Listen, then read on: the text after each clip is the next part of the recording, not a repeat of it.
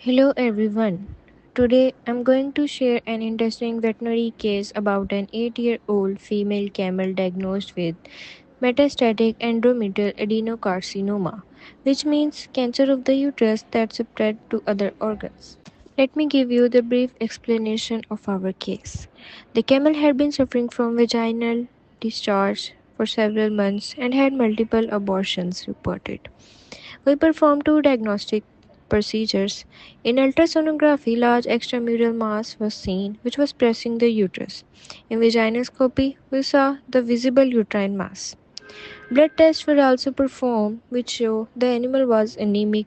There was neutrophilia, lactic acidosis, and azotemia. The serum progesterone concentration in camel was 0.76 nanogram per ml, which indicated that the presence of non-gravidatus and the animal was non-pregnant. The serum progesterone concentration is typically less than 1 nanogram per ml in female camel in a non-pregnant reproductive state, while it peaks at 3 to 5 nanogram per ml in pregnant camels. Surgical and necropsy findings. Abdominal laparotomy revealed right uterine mass and an enlarged ovary. Unfortunately, the camel didn't survive after surgery.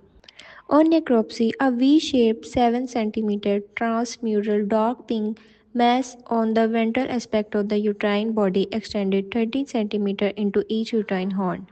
The uterus contained necrotic exudate and the peritoneal cavity contained 15 ml of serogenous malodorous fluid.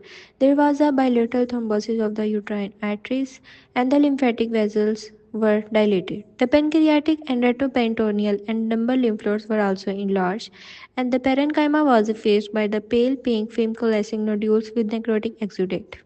Now, moving towards histopathological findings. Endometrial destroyed and replaced by epithelial tumor cells. Microscopically, the uterine endometrium was effaced and the myometrium and serosa were infiltrated by a densely cellular, poorly demarcated, highly infiltrative epithelial neoplasm separated by pre-existing stroma.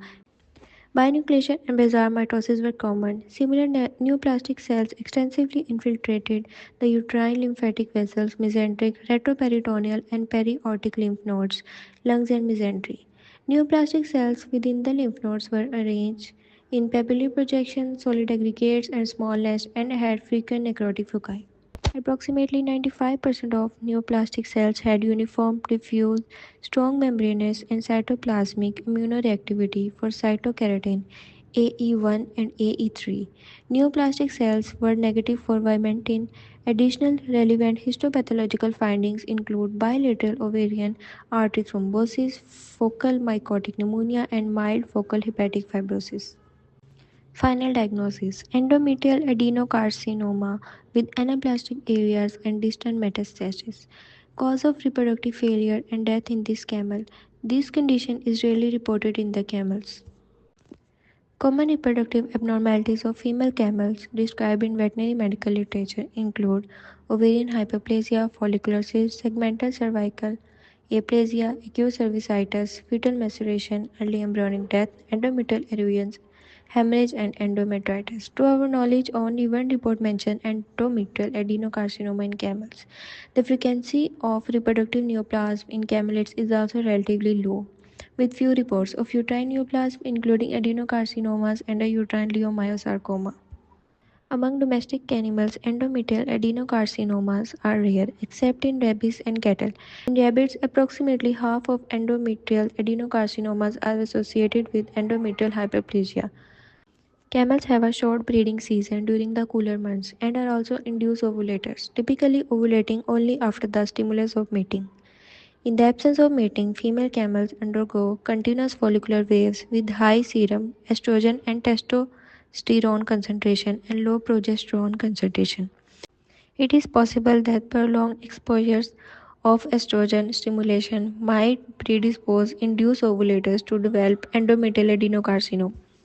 The pathogenesis of endometrial adenocarcinoma is largely unknown. Estrogen and progesterone appear to have major roles, and testing for these hormones in humans facilitates tumor subtype classification with prognostic and therapeutic implications.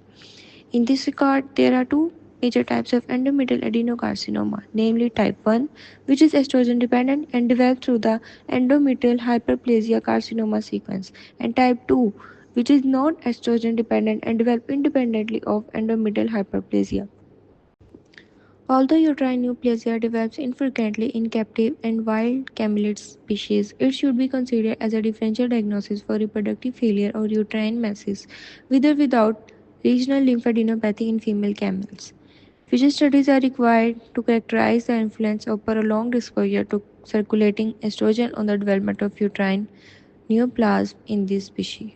In summary, this case highlights that endometrial adenocarcinoma, although uncommon, can occur in camels and cause reproductive failures. Understanding hormonal influence and receptor behavior in camels can help improve diagnosis and treatment in the future. Thank you.